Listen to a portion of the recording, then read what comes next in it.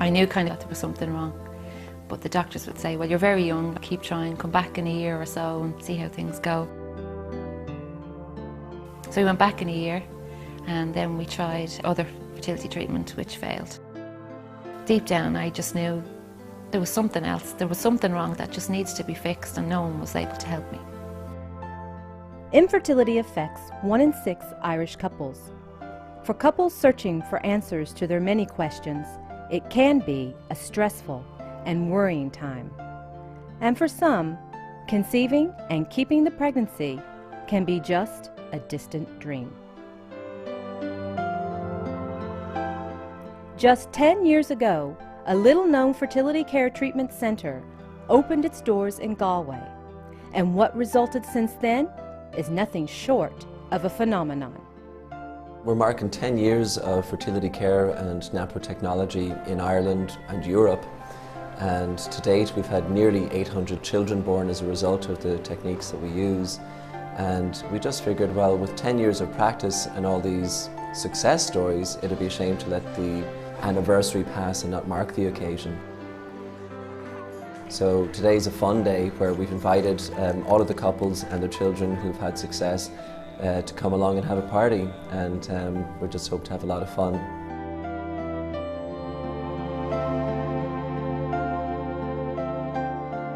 We've seen couples with as many as 8 and 9 miscarriages, those with over 10 years of infertility. Our longest was one couple with 17 years of infertility, multiple failed IVF attempts, and with this new technique that Professor Hilger's developed in the United States, we were able to achieve success for quite a significant number of those.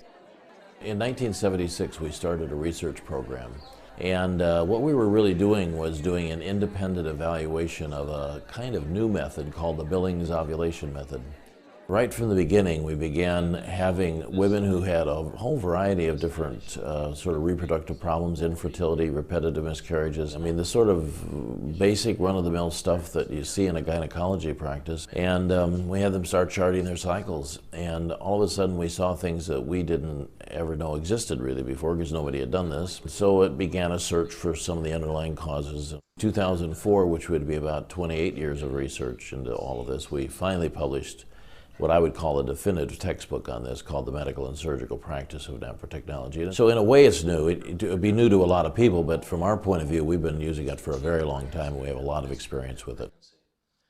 With NaPro Technology, we teach them what their highest fertility is in their cycle, and it becomes not a guessing game, but it becomes an opportunity where they can use those days specifically. And then if they don't get pregnant over a short period of time, then there may be a problem, and we can investigate that, look for the underlying causes, and provide answers. This fertility treatment, founded in the United States by Dr. Tom Hilgers, is gaining significant momentum across Europe, and one Irish doctor has been at the forefront. What Dr. Boyle's done here is really, really fantastic. He's got great leadership skills. He's got great insight into how this works and how to work with it with patients. It's one of the really the great programs now, any place in the world. Our policy is, if we're going to help somebody, phase 1 is find the problem. We get a huge number of people who come to us and they haven't been diagnosed before. But with fertility care, we can find the problem. Once we find it, we fix it. And then once it's fixed, then we wait patiently, somewhere between 1 or 12 cycles, hopefully for pregnancy to follow. I wanted a child, and basically at the time I would have done anything. Like IVF, it was there, as far as I was aware, it was my only way it was going to work. And you know, doctors kept reassuring and saying, like, you're quite young and you have time on your side, you have youth on your side, and your chances probably will be quite good. You know, after 3 attempts of IVF, we didn't know where to go, and I was heartbroken. I didn't think I could carry on, basically, at the time. I spoke to Phil on the phone, and he knew straight away what the problem was, which I couldn't believe. I finally got an answer, you know, after being with all these doctors over the years. And he seen us within a week or so, I think. Yeah. And once we got down there, he was just so understanding, so supportive, and he knew exactly what was wrong. I said, no, this is it. This is where we're going to start our family. This is where we're going to have our baby. You get a couple from day one, they don't know much about their fertility. You explain how the whole process works. They go to a teacher, they get homework to do, and eventually they move from a point of limited knowledge to a huge amount of knowledge where they cooperate with the doctor in helping to identify and treat the underlying problems. Well, the first thing we do is we have them start charting this system called the Creighton model system. It's a natural method of regulating fertility. It's based on the vaginal discharges of secretions from the cervix that are very, very important to fertility. We begin to see abnormalities in those patterns when we have this group of women charting. Then we can do hormone testing, we can do ultrasound testing for ovulation, we can do a laparoscopy, which is a look inside the abdomen with a scope. Then we can sit down and map out a whole strategy for treatment.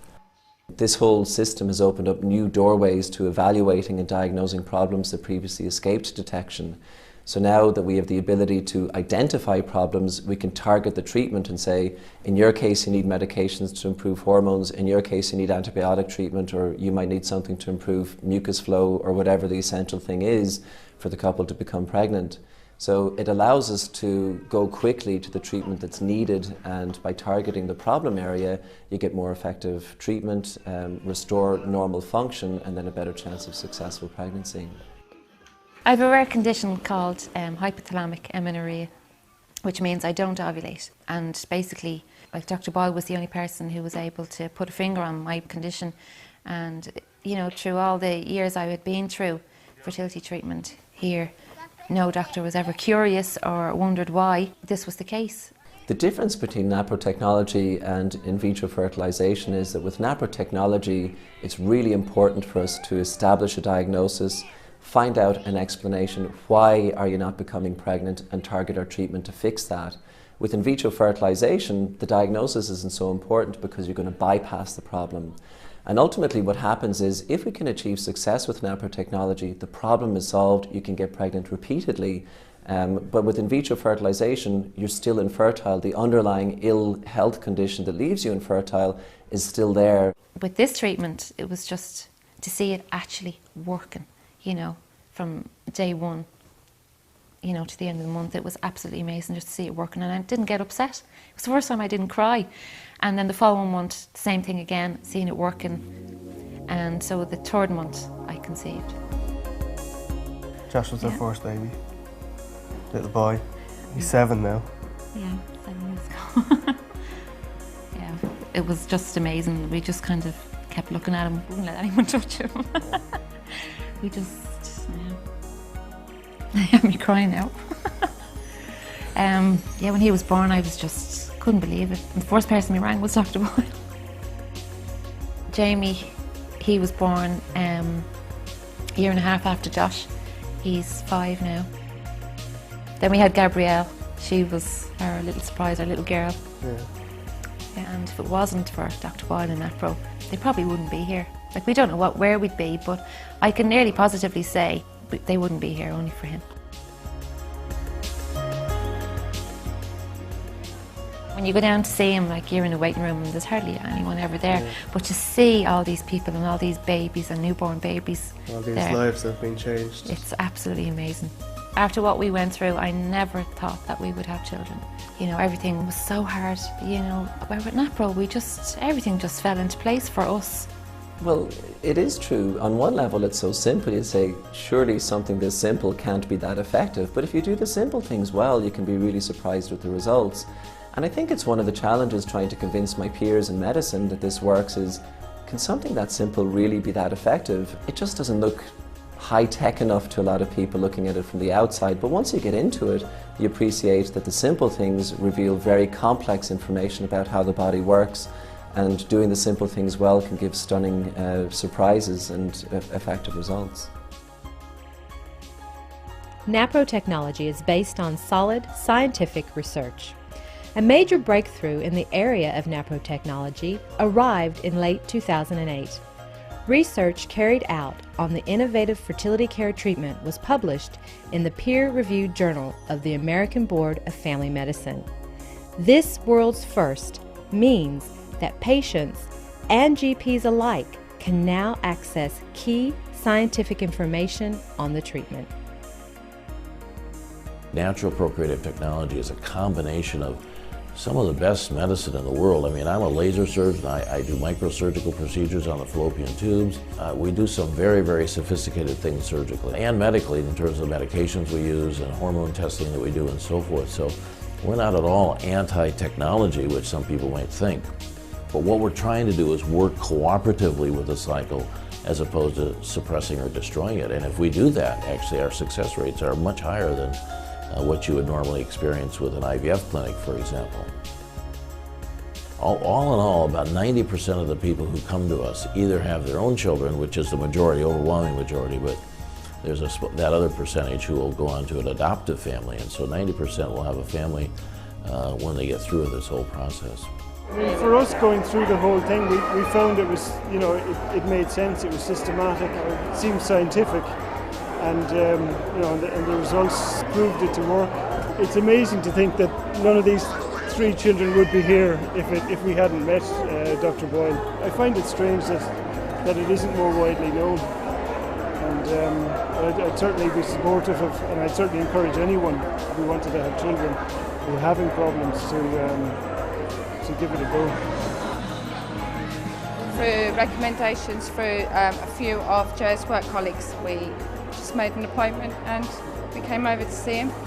And after approximately about 15 months of treatment with Dr. Boyle, we ended up with Matthew, who we had after 7 years of trying for a family.